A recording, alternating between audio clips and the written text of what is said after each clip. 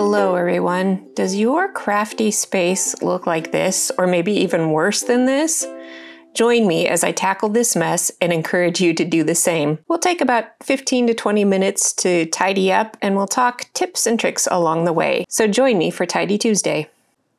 Welcome to Crafty Soup, everyone. In case you don't know me already, my name is Misty, and this is what my desk looked like at the end of December.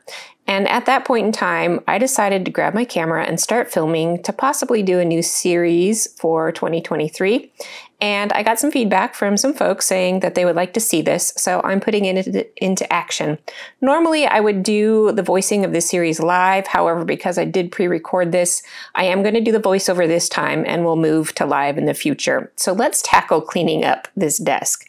The first problem I had is that I couldn't even set up my filming setup. So I have my laptop, which has cables connected to a connection box so that I can put all the power and cables into one box and plug it into the computer. And as you can see, I've just unburied that. So my first task was to even make a space to sit down and start filming.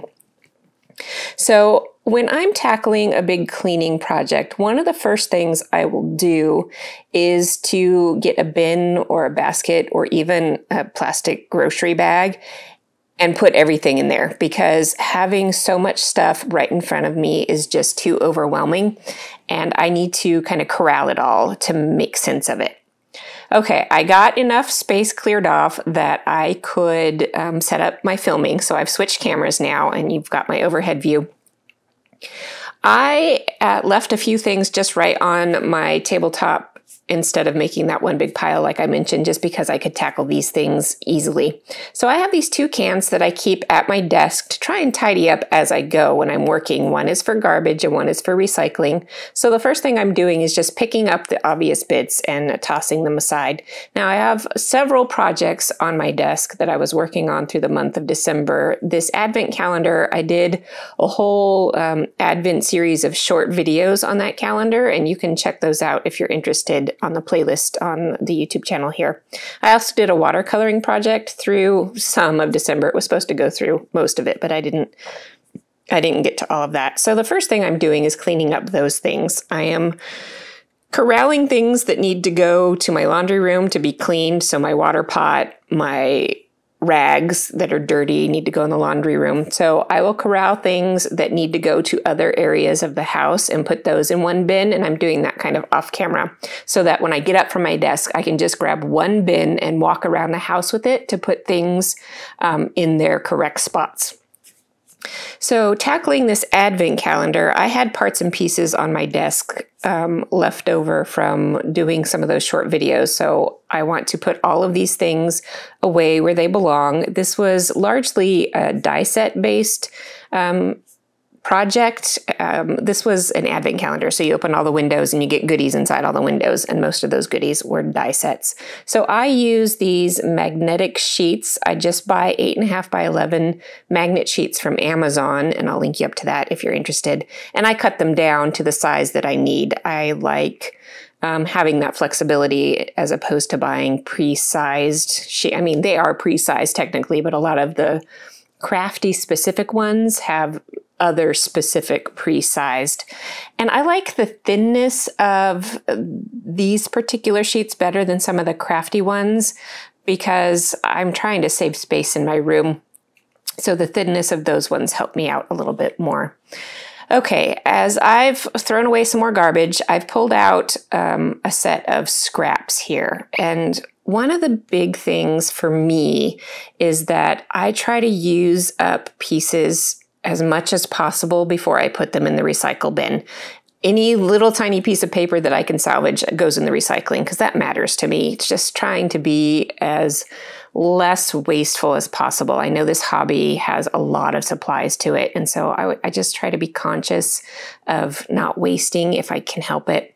So one of the things I do is with these smaller scraps that I don't feel like saving, I will punch shapes out of them, and you'll see me in a minute. I put them into leftover product packaging bags, and then I collect them all together. And once I have a good amount of these supplies collected, I will donate them somewhere. So in my neighborhood, we have, it used to be called free cycling. Wait, no, it used to be called, there's free cycling as a group. I was part of something called Buy Nothing, and they've just changed their organization.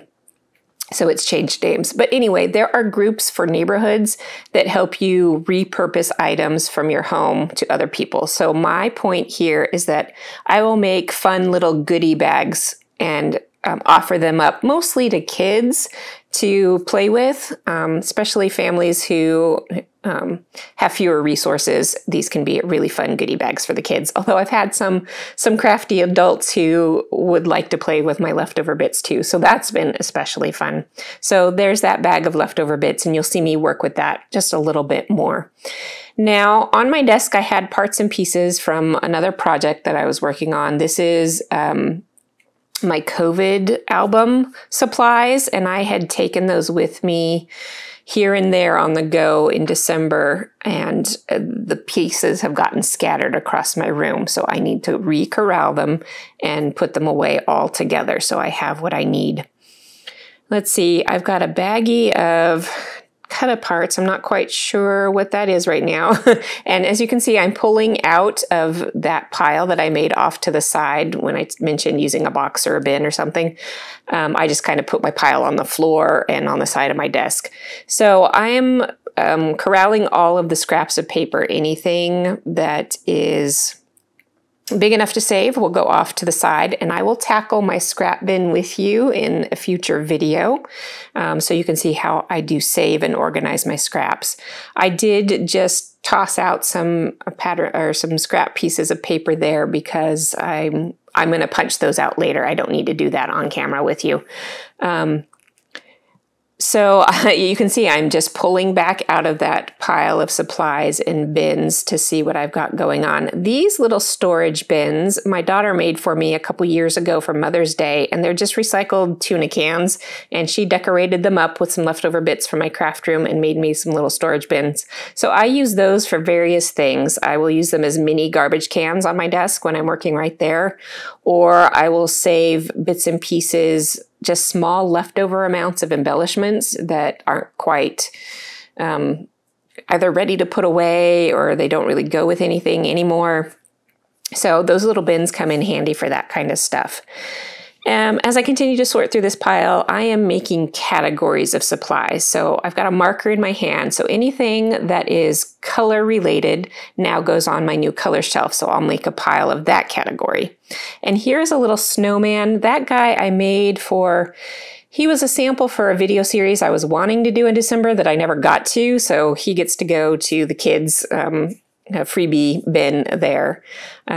So as I keep making piles, I am trying to put together piles of things that go in similar areas of my room. So I can grab one pile, make one trip to that area of my room, put all that stuff away, and then come back for continued cleaning. So really being conscientious of sorting these things as part of the process helps save time in the long run. And some of these things just go right off to the side of my desk, so I'm putting them back in their spots. Let's see what else I've got here. So that little ring I did set aside because I keep those kinds of things in a file cabinet of various office supplies that the whole family has access to. There was yet another pile of stuff to the right of me. So all of this is going to get cleaned up. I have my adhesive eraser just sitting there. Who knows what I did with it? I just tossed it aside at some point. I do try to put things away as I use them. Stuff like those items, tweezers, scissors, erasers, things like that. I try to put those away as I go, but you know how it is. Sometimes you just get out of it and things become a mess. My die cut machine was piled up with all kinds of bits and pieces. So I'm getting that cleaned up. I'm setting up my cutting mat so that it's nice and tidy and ready to go for the next time. And then that can go back on my shelf. I have a large die cut machine and a small die cut machine so that I can work with whichever one makes sense at the time. And they both live on a single shelf right now. All right. After a little pause there, I'm going back to cleaning up these scraps. Now, this silver stuff is too pretty to throw away, and I pulled out a bigger piece there because I will go back and punch those some more for that freebie kid bin. And then I'm looking at some of these notes that I had, and I'm realizing those probably don't need to be kept anymore at this point. Here's an envelope. I often will store bits and pieces in envelopes to keep them together so they don't go missing and get lost. So this envelope has some bits and pieces in there from the Advent calendar, so I'm tucking all of that stuff together. And that stuff is just ready to, just ready to go ready to go in the garbage because it's all used up. So these pieces are going to go back in my scrap bin, and especially with this specialty paper, I will save smaller scraps of those items than I will of regular cardstock, just because it's more expensive and it's harder to buy more replacements of. So I will save smaller items of that. I guess that plastic baggie of die cuts was just needing to go to the area of my embellishments, which is right behind me. So I took a moment to just put that away. What else have I got going on here? I'm getting good progress through these piles of things. So I'm restacking. I have 3 of those tuna cans that my daughter made for me, and I could actually use a couple more. So maybe I'll request some more for this year. Moving forward, watercolor. That was a watercolor project. So these were the 2 projects that I worked on, and I'm going to set those on a space on my shelf for now. And I think I've made it through, yes, indeed.